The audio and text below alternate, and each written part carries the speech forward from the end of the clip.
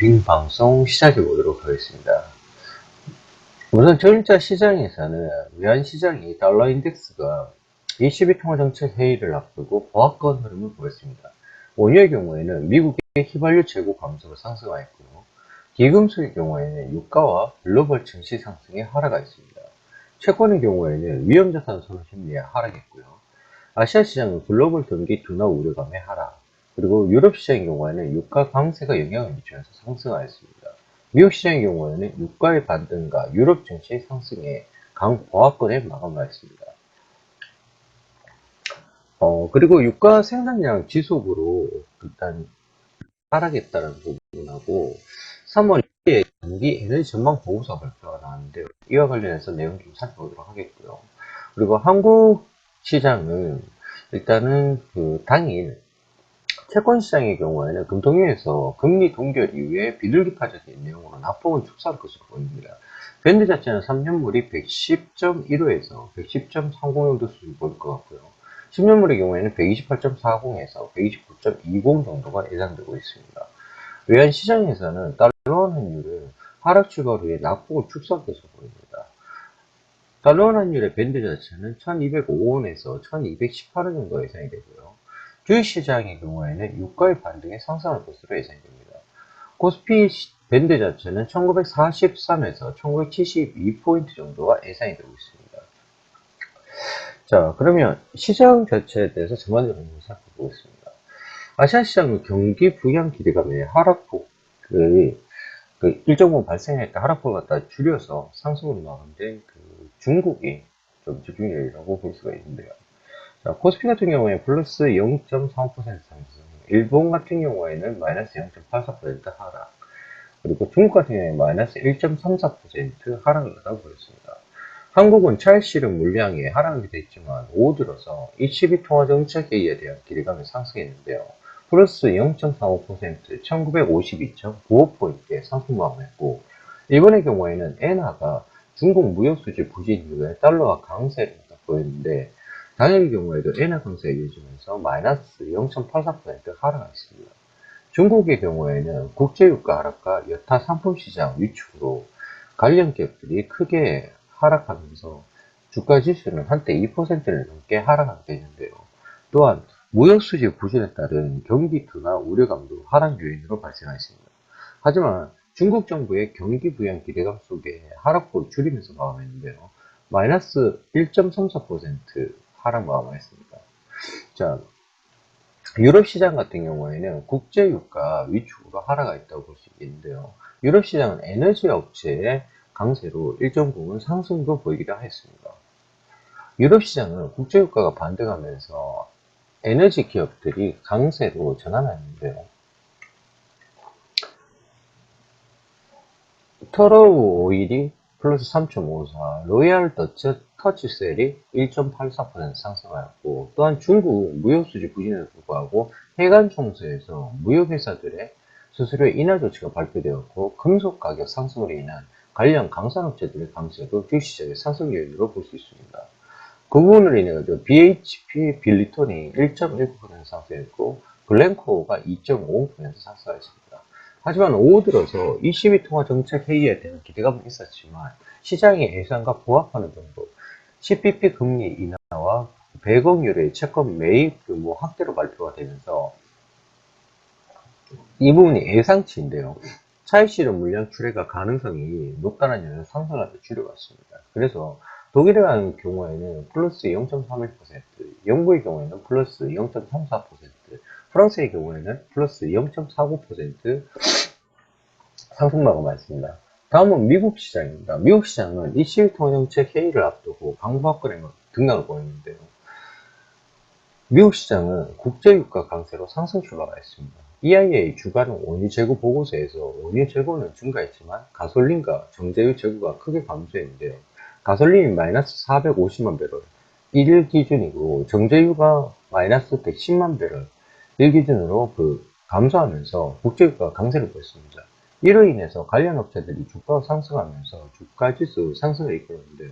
세브란이 플러스 4.60%, 이오지 리소스가 플러스 2.41%, 또한 알파벳의 알파고가 이세돌 구단과의 바둑 경기에서 승리를 하면서 알파벳을 비롯한 페이스북 등의 대형 기술주들의 상승도 주가지수의 강세 요인으로 보였습니다.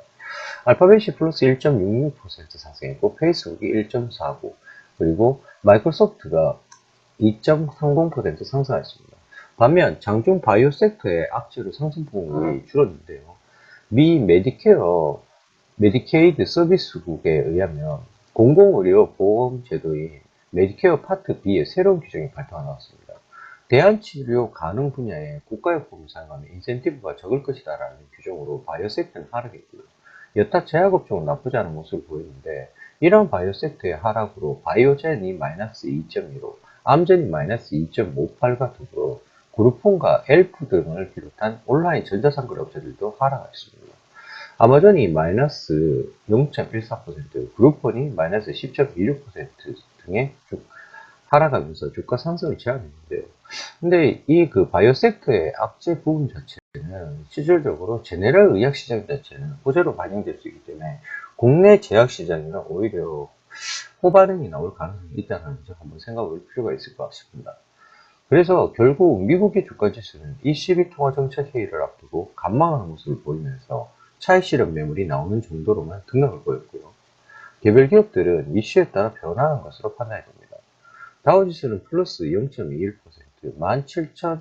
17,000.36포인트, S&P는 플러스 0.51%, 1989.26포인트, 나스닥의 경우에는 플러스 0.55%, 4,614.38포인트의 상승 마감하였습니다.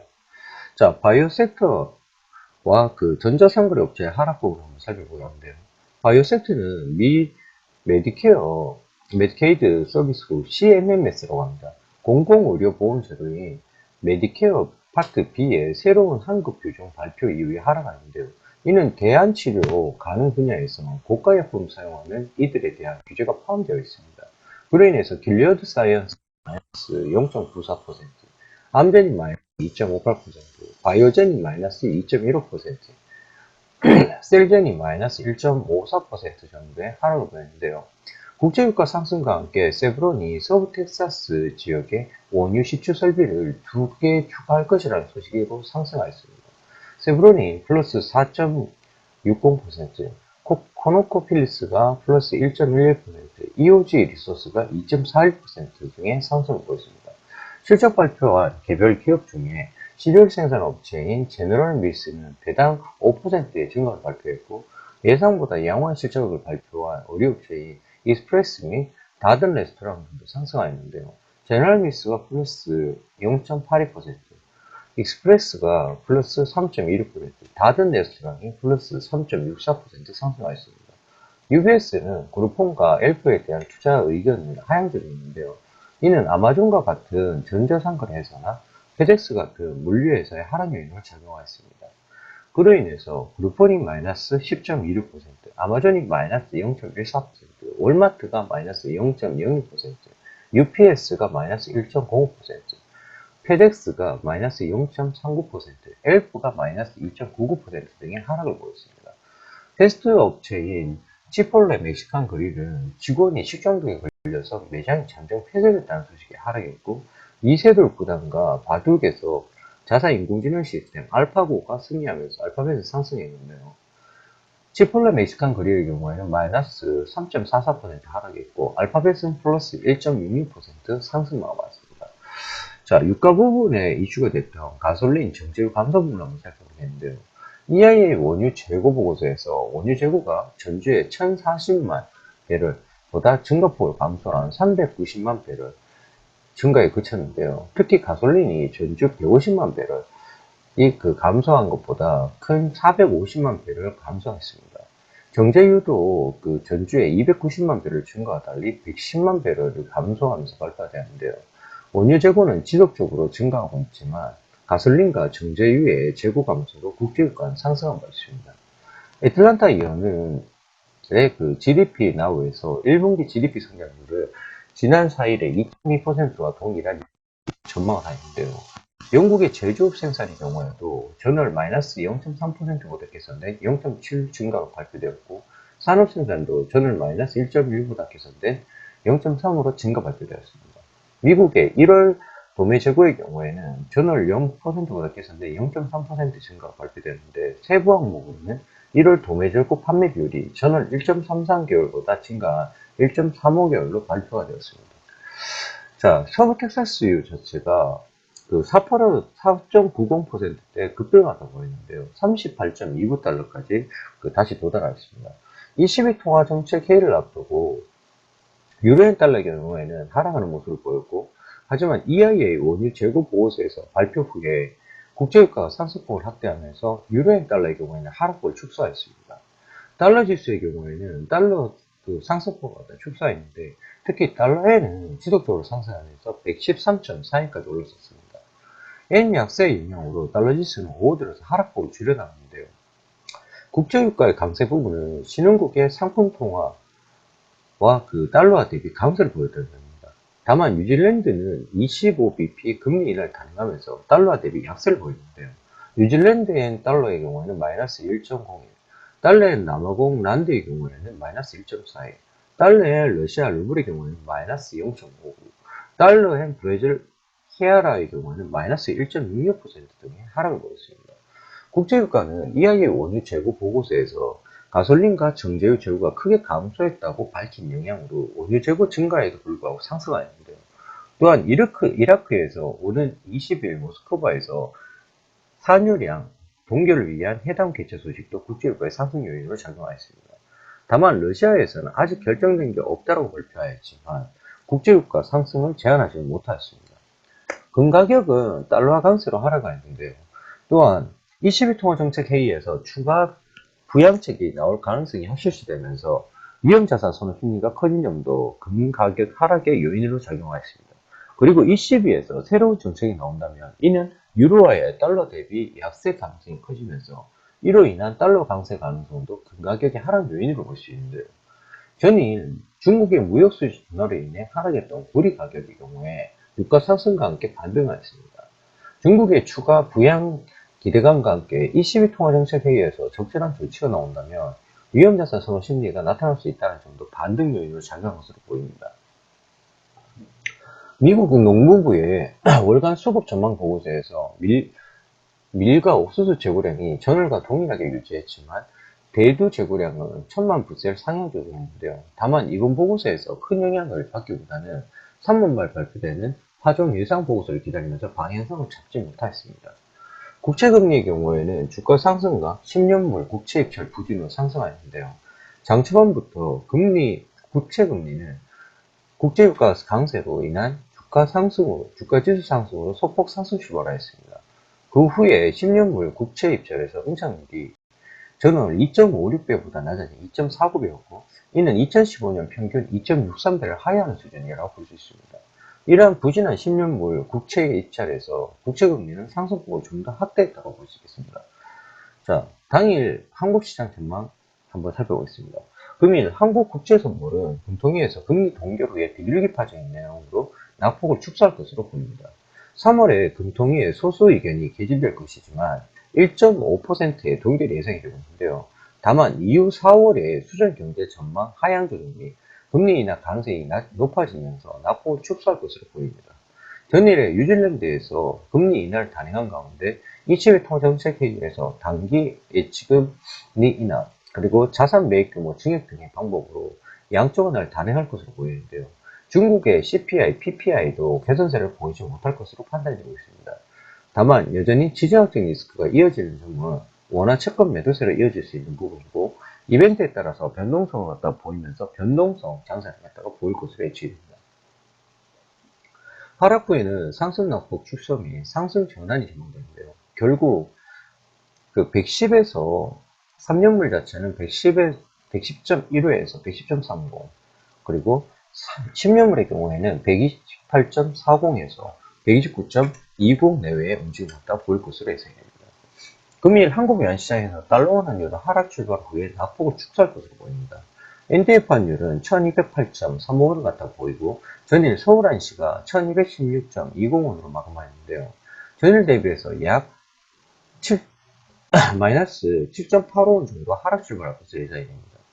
3일 유가가 전일 4.9% 상승했다는 점에 따라서 재차 리스크온 분위기가 형성이 되면서 달러원 환율은 하락 출발할 것으로 예상이 되는데요. 금일 금통위에서 대외적인 변수 개선에 따른 금리 인하 기대 희석 및 주요국 통화정책 회의를 앞두고 있다는 점에 따라서 동결할 것이라고 판단이 됩니다. 다만 소수 의견 개진과 주가 인하 기대감은 이어질 것으로 보이는데요. 이 부분은 지난번 마감 시황에서 말씀드린 바 있습니다. 금통위 이후에 20일 통화정책 회의로 시선이 이동하는 가운데 예치금리 인하 마이너스 10bp 매입 자산 규모의 확대가 시행될 것으로 전망이 되고 있는데요. 다만 시장에 선반영되고 있고 기대에 부합하지 못할 경우에는 반대로 차익 매물 출회 가능성이 높다는 점 한번 생각해 봐야 될 부분이라고 생각합니다. 중국의 물가지표는 개선세를 보이지 못할 것으로 판단된다는 점은 달러원 환율의 상승 요인인데요. 이벤트에 따른 변동성 장세가 예상이 되고 다만 지정학적 리스크가 지속되고 있어서 달러원 환율은 하락 출발 이후에 낙폭을 축소할 것으로 보입니다. 이에 따라서 금일 달러원 환율은 1205원에서 1218원 내외에 움직임을 갖다 보일 것으로 예상이 됩니다. 다음은 한국 주식시장 전망입니다. 한국 주식시장을 살펴볼 수 있는 MSCI 한국지수는 플러스 0.66% 상승하였고 야간 선물은 미국의 증시 상승과 외국인의 순매수 368계약 순매수가 나왔습니다. 그리고 플러스 0.5포인트 239.85포인트 상승 마감인데요. NDF 달러엔 환율이 1개월물이 1209.50원에 마감하였고 전일 서울한시의 달러원 환율은 1216.20원으로 마감했기 때문에 스프레드를 감안하면 약 8원 가까이 하락 출발할 것으로 추정이 됩니다. 당일의 경우에 한국 증시에 이슈가 두 가지가 있는데요. 하나는 한국의 금통위인데 새벽에 발표된 뉴질랜드 중앙은행의 기준금리가 25bp 인하했다는 소식으로 비둘기파적인 내용이 더 강화될 것으로 예상이 됩니다. 다만 ECB와 BOJ 등 선진국들의 통화정책 회의를 앞두고 있다는 점에서 선제적인 금리 인하를 할 가능성은 없을 것으로 여겨지는데요. 또 하나는 ECB 통화정책에 대한 기대감인데 이미 시장에서 반영된 것으로 판단되기 때문에 시장의 예상과 부합된 정도가 나온다면 시장은 부담이 될 것으로 보입니다. 그렇기 때문에 이를 토대로 한국 증시는 큰 변화보다는 차익 실현 물량으로 소폭 하락할 것으로 예상이 됩니다. 따라서 당일 코스피 밴드 자체는 1943에서 1975포인트의 레인지에서 등락이 예상됩니다. 자, 그러면 바로 당일 주식시장에 영향을 갖다 미칠 수 있는 이슈 부분을 갖다 한번 살펴보겠습니다. 본 이슈 부분은요, 기사 뉴스트릭 과정에서 나온 부분을 갖다 추출한 내용이기 때문에 참고하시기 바라겠습니다. 자, 먼저 중국의 2월 원유 수입량 사상 최대라는 기사와 관련된 겁니다. 중국의 2월 원유 수입량이 3,180만 톤, 일평균 800만 배럴인데요. 전년 대비해서 24.4% 증가가 지금 시현되고 있다고 합니다. 사상 최대 수준인데요. 지난해 12월에 하루 781만 배럴, 이전 최대치를 갖다 크게 상회한 상황입니다. 저유가에 따른 중국의 전략적 원유 비축 수요 증가가 영향을 볼 수 있는데요. 지난 5일에 리커창 총리는 에너지와 원자재 수입 확대 계획에 대해서 발언한 바 있습니다. 관리 변동 환율제로 달러 강세에 따른 위안화 절하 효과가 제한적이기 때문에 저유가 수입이 최적이라고 볼 수 있는데요. 2월에 정유 제품 수출량이 전년 대비해서 78% 급증한 것도 원유 수요 증가의 원인이 할 수 있습니다. 유가를 갖다가 보는 시점에서 가장 중요한 게 중국의 경기와 관련된 모멘텀이라고 말씀드린 바 있습니다. 그와 서반한 부분에 중국의 원유 수입량의 증가 자체는 유가 상승 자체를 갖다가 부추길 가능성이 높다라는 점 한 번 더 말씀드리도록 하겠습니다. 자, 다음은 국내 가계 대출의 증가세 계속이라는 형태의 뉴스입니다. 자, 한국은행은 2월에 금융시장 동향에서 금리가 16일 급고체 3년물 금리가 사상 최저치 1.43을 기록했고 자금 흐름은 설 상여금 지급에 따른 수시 입출금식 예금이 큰 폭으로 증가했다고 밝혔습니다. 이게 마이너스 12.1조 원에서 11조 원으로 증가한 건데요. 그리고 통화량은 M2 증가율이 전월 대비해서 8% 상승했고 정부 부분 재정 지출 확대가 기인했다고 보고 있습니다. 특히 정부의 가계부채 대체에도 불구하고 은행의 가계대출 증가세는 계속되고 있는데요. 가계대출이 전월 대비해서 3조 원 증가해서 1월에 2.1조 원 증가 대비해서 증가폭을 확대했다고 합니다. 가계대출의 증가의 그 지속이라는 것은 실질적으로 부동산하고 연계성을 갖다 둘 수가 있겠죠. 그 측면에서는 일단은 건설 쪽 업황 자체, 개선 자체를 갖다가 여러분들이 생각을 갖다 하시고 대응하시면 좋은 결과가 있을 거라고 생각이 됩니다. 자, 다음 그 국내 주택 경기 실사 지수와 관련된 그 기사입니다. 2개월 연속 상승하다 보인다는 건데요. 국내 3월 주택 경기 실사 지수 HBSI라고 합니다. 그 62.2포인트로 전월 대비해서 7.8포인트 상승했는데요. 지역별로는 경남이 13.8포인트, 경북이 10.9포인트 등 상승한 반면에 대구의 경우는 29.4포인트 감소, 그리고 경기 지역 같은 경우에는 마이너스 16.7포인트 감소 등으로 하락가 있습니다. 주택시장의 뚜렷한 개선 기대감보다는 봄철 분양 시장의 일시적인 반등에 대한 심리가 반영되었다고 볼 수 있겠는데요. 지난해 12월에 65.7포인트를 갖다 보였는데 겨울 비수기 이후에 2개월 연속 상승하다 보이고 있다는 것입니다. 여기서 이야기하는 그 주택 경기 실사지수 같은 경우에는요. 주택산업연구원이 매달 그 500개 이상의 주택사업자를 갖다 대상으로 설문조사로 나눠줍니다. 주택사업의 환경, 공급 가격, 그리고 공급 실정리, 계획, 그리고 주택건설의 수준, 자금 조달, 인력 수급 등을 갖다 조사하는 방식인데요. 예, 참고하시기 바라겠고요.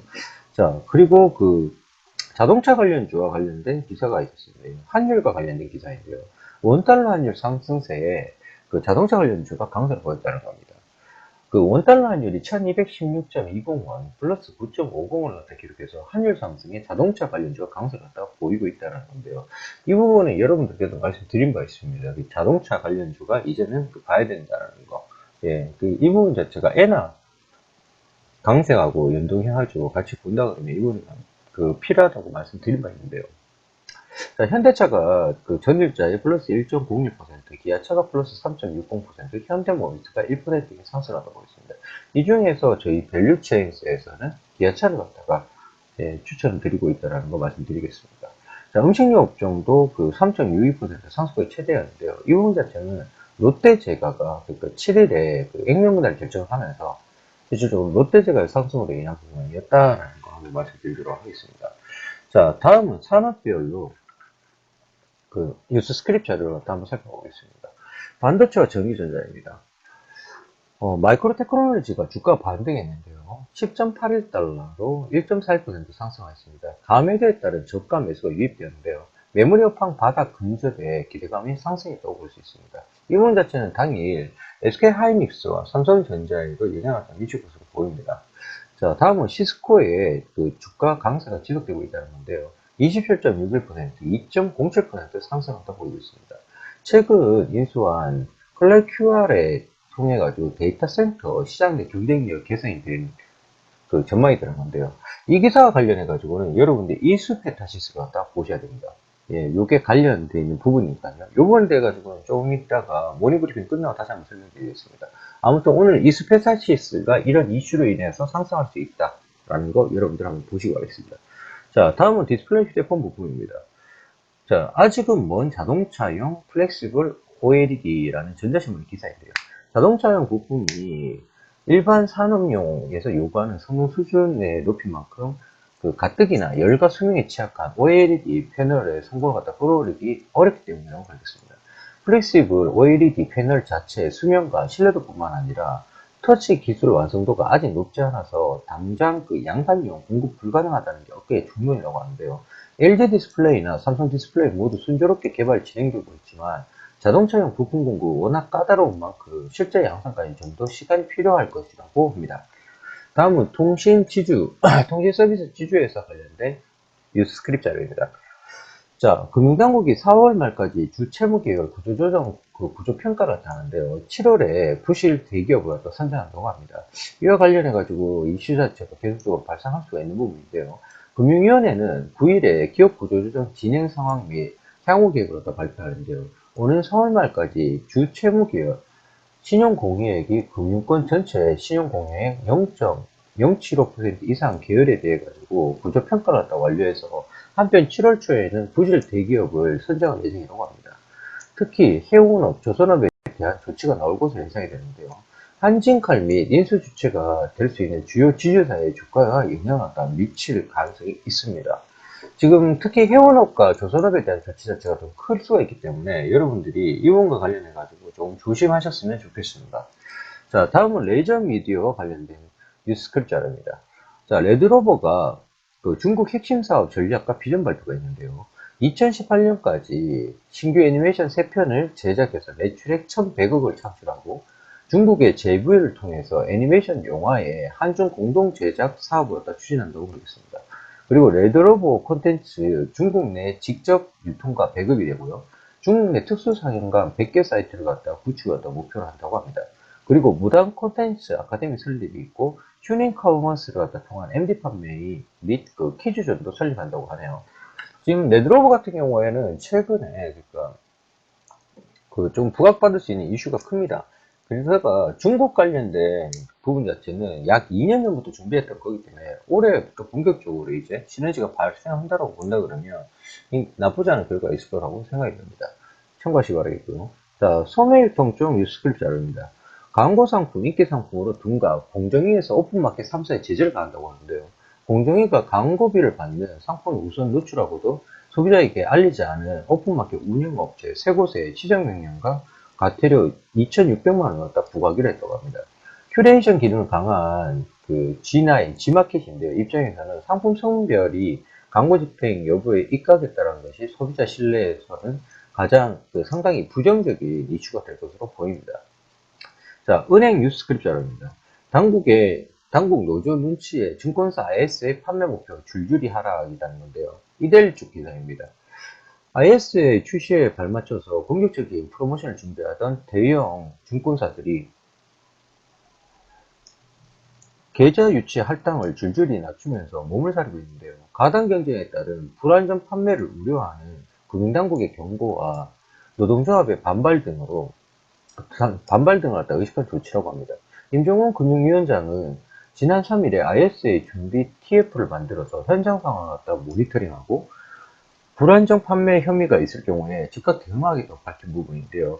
이로 인해 가지고 그 증권사 쪽에 그 ISA에 대한 기대감으로 인해서 일정 부분 상승 부분이 조금 희석될 가능성이 있다는 점 여러분들 참고하시면 좋겠습니다. 자, 보험적 관련된 뉴스 스트릭입니다. 법인차 비용 처리 임직원 전용 자동차 보험 가입해야라는 건데요. 오토타임즈의 기사입니다. 법인차 비용 처리를 위해서 전용 자동차 보험 가입이 의무화 되는데 따른 조치로 4월 1일부터 모든 손보사, 법인, 임직원 전용 자동차 보험이 출시되는데요. 운전자 범위는 해당 법인, 임직원으로 제한되고 피보험 대상도 승용차로 한정이 될 것으로 보입니다. 금감원이 현 업무용 그 차에 대해서 보험에 대해서 약 0.7% 저렴하다고 설명했는데요.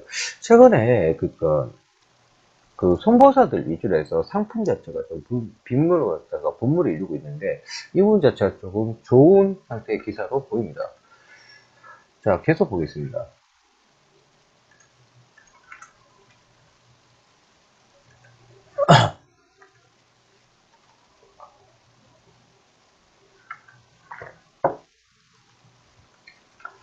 자, 다음 기사는요. 체질 개선에 나선 현대 로템이라고 합니다. 사옥 및 사옥 이전과 구조조도 착수하고 터키 고속철에 수주 올인한다고 합니다. 현대 로템 같은 경우에도 지금 시점에서 살짝 봐주셔도 괜찮겠죠. 자, 그리고 녹십자가 그 WHO에 독감 백신 수출한다고 합니다. 국내 체류 규모고요. 387억 수주하고 중남미 입찰은 1위라고 합니다. 자, 일동제약 같은 경우에는 회사를 분할해서 지주사로 전환하는데요. 의약품 및 건강식품 부분을 떼어내고 지주사에는 투자를 만든다고 합니다. 자, 이 부분 보면 실질적으로 그러니까 일동제약 같은 경우 어저께 특징대에서 한번 분석해봐 드린 바 있으니까요. 그 자료 참고하시면 좋을 듯 합니다. 자, 다음 같은 경우에는 오늘의 주요 일정입니다. 다음 같은 경우에 금융통화위원회가 있습니다. 3월에 금통위원회가 열리는 건데요. 시장에서는 한국은행이 금융통화위원회가 3월에 기준금리를 현행 연 1.5%에서 동결할 것이라고 전망이 우세하고 있습니다. 지난 2월에 금리 인하 소수 의견이 나올 만큼 수출 부진과 저유가 등의 대내외적인 악재로 경기 둔화에 대한 우려는 컸지만 국내의 금융시장의 변동성이 점차 잦아들고 있어서 금리를 동결하면서 추후 상황을 지켜볼 것이라는 전망이 우세하다고 볼 수 있는데요.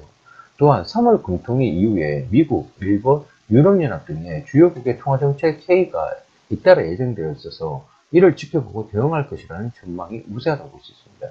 관련 섹터는 아무래도 건설 대표주하고요. 그리고 생명보험 관련, 그리고 손해보험, 그리고 은행과 증권 정도 보시면 되겠습니다. 그리고 당일은 선물 옵션 동시 만기입니다.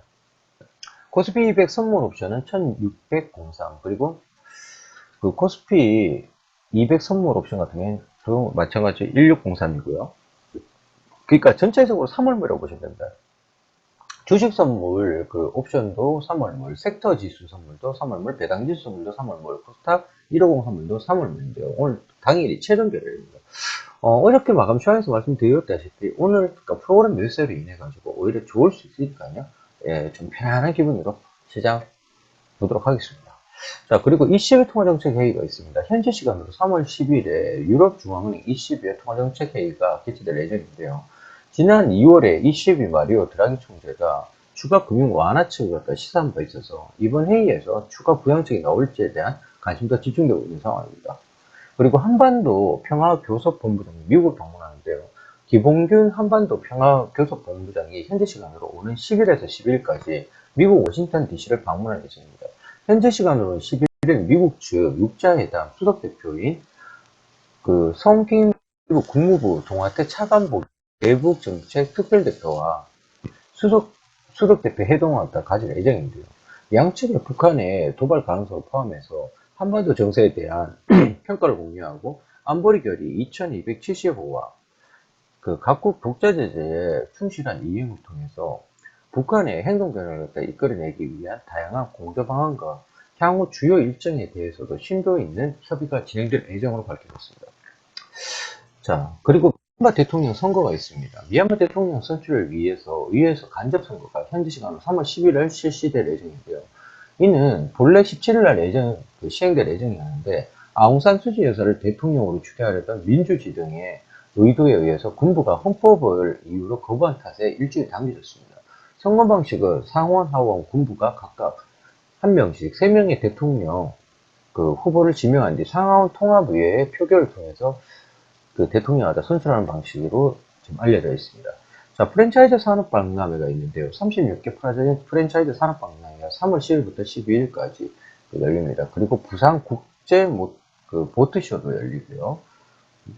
그러니까, 요거는 봐야 되겠네요. 서울 베이비 퀴즈 페어가 열립니다.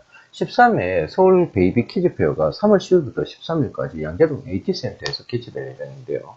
서울 베이비 키즈 페어는 임신과 출산, 그리고 유아교육, 문화정보 혜택들을 제공하는 박람회인데요. 태교용품과 출산용품, 영유아용품 등이 전시될 예정입니다. 관련 섹터는 출산장려책, 그리고 엔젤 산업 등이 있습니다.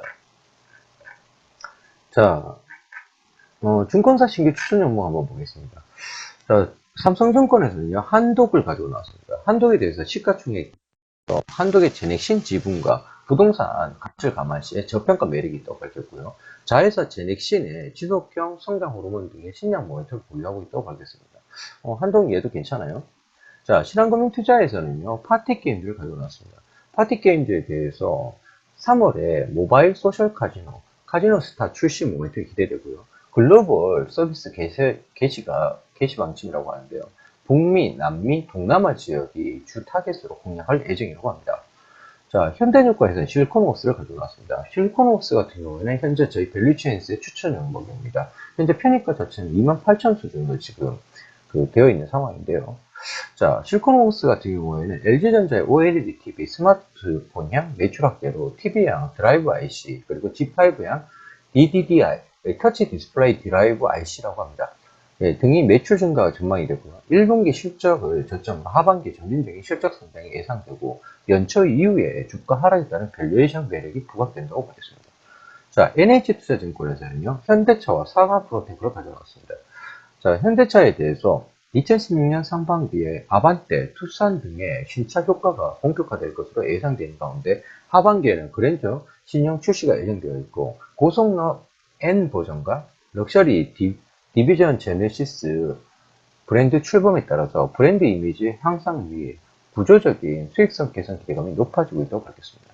그리고 상한 프로테크 같은 경우에는요. 상하 프로크, 죄송합니다. 상하 프로테크 같은 경우에는 예, 전기차 배터리 누수 방지 제품 외에도 슈퍼 엔지니어링 플라스틱의 사용 범위 확대로 인한 외형 성장이 여전히 유효할 것으로 전망을 했고요. 중국의 전기버스 배터리 보조금을 제외해야 되는 상황인데 이에도 불구하고 유럽 등을 갖다가 포함한 글로벌 수요는 견조한 측면이라고 밝혔습니다. 상하 프로테크도 지금 현 시점에서는 여러분들이 바라보실 필요가 있습니다. 자, 장중 주요 종목 공시 보겠습니다. 전일적 공시인데, 메디아나가 병원용 심장 제세동기 딥500의 중국 시작청 CFD 승인 판매가 났다라는 공시였습니다. 이번과 관련해서는 전일자 특징 종목에서 여러분께 말씀드리고 있습니다. 그리고 일동제약이 셀리버리와 단백질 소재 파킨스병 치료제 공동 개발에 관련된 기술을 갖다 제휴했다라는데요. 이 부분도 마찬가지 어저께 특징제에서 다뤘다는 거 말씀드리겠습니다. 자, 그리고 동부가 한 주당 가격을 5,000원에서 500원으로 분할하는 주식 분할 결정이 나왔는데요. 이 부분 자체는 당일에도 주가에 영향을 다 미칠 수 있습니다. 요즘에 액면 분할 자체가 이루어질 수 있는 기업들을 갖다 좀 부자라고 말씀드렸는데, 당연 동부 같은 경우에 한번 여러분들이 바라보셔도 좋을 듯 합니다. 자, 장마감 후에 주요 종목 공시입니다. 자, 엔티피아가, 티언업 네트워크스 중국가 450억 규모의 그 매출 대비 229.2% 규모의 황금 미인 마스크팩 300만 세트, 300세트 그 정도 공급 계약을 체결했다고 하네요. 엔티피아가 최근 매출액 대비해서 229.2%니까 엔티피아 오늘 단기적으로 급등이 나올 수 있겠죠. 자, 그리고 강림 같은 경우는 3자 배정 유상인데 한다고 합니다. 칼라스 홀딩스 그 최대 주주인데요. 최대 주주를 대상으로 199.81억 원, 발행가액 3,895원 수준인데요. 강림이 어저께 상한가하고 나서 이거 3자 배정 유상 증자 결정까지 나오면 실질적으로 주가 끌어올리겠다는 이야기죠. 쌍방울하고 강림에 대해 가지고는 단기적으로 여러분들 관심 가져보시면 좋을 것 같습니다. 하지만 회사 자체의 신뢰성은 좀 약하다. 예, 그 부분 한 번 더 말씀드립니다. 자, 후성이 전해액 메이크와 559.52억 원, 매출액 대비해서 29.9% 규모의 전해주 공급 계약을 체결했습니다. 후성에 대해 가지고는 이제 봐야 될 때라고 이미 말씀드린 바 있습니다. 예, 그에 수반해가지고 관련된 그러니까 지금 수주 공시가 좀 나오고 있는데요. 후성은 계속적으로 여러분들께 추천드리는 바입니다. 자, 이상 오늘 준비한 죄송합니다. 예, 자, 모닝 브리핑은 여기까지고요. 자, 현재 시간 8시 56분입니다. 현재 보면 저희가 업종 순환 대표 종목 분류로 제시해드리는 쪽 그 관심 종목에 보면 현재 화학 쪽이 동시효과 상황에서 좋아 보이고요. 그리고 조선 쪽도 일부 상승이 나오고 운송 쪽이 상대적으로 좀 오늘 빨간불이 많네요. 그리고 자동차 부품 쪽도 빨간불이 많습니다. 전체적으로 다 좋은데 유통 쪽만 오늘 아무래도 단기간 상승에 따른 부담이 있겠죠. 예, 그 부분이 존재하는 것 같고, IT 소프트웨어 쪽은 좀 약합니다. 약하고, IT 하드웨어 쪽은 상대적으로 강하고요. 예, 전반적으로 좀 보는 상승 볼 것 같습니다. 당일 같은 경우에는 테마 쪽으로 본다 그러면 아무래도 인공지능, AI 관련된 테마군 자체가 움직일 가능성이 높습니다. 예, 그거는 어저께 마감 시황에서 그 종목 정리해드렸으니까요. 여러분들 참고해서 매매하셨으면 좋겠습니다. 자, 이상 모닝 브리핑이었고요. 예, 그 밸류체인스 모닝 브리핑은 일반적으로 그러니까 7시 50분에서 9시 50분까지 진행하는 게 기본인데요. 저희가 대본 준비하는 시간 때문에 간혹 늦어질 수도 있지만 그 시간 자체는 변동이 없고요. 그리고 밸류체인스에서 운영하는 단톡방을 통해서 방송 자체에 대해서 공지를 드리고 있습니다.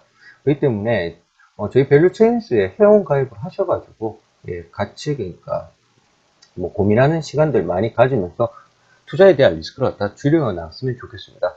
회원 가입 신청 관련해 가지고는요, 그 070-4032-2786입니다. 이쪽으로 전화 주셔가지고 회원 가입 관련해서 상담 받으시기 바라겠습니다. 이상 밸류체인스 모닝 브리핑 마치겠습니다.